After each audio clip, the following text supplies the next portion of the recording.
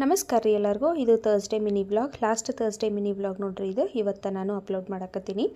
ಇವತ್ತು ಗುರುವಾರ ಆಗಿರೋದ್ರಿಂದ ಬೆಳಗ್ಗೆ 3 ಗಂಟೆಗೆ ಎದ್ದು 6 ಗಂಟೆ ಒಳಗಡೆನ ರಾಯರ ಪೂಜೆ ಎಲ್ಲ ಮಾಡಿ ಮುಗಿಸೀನಿ.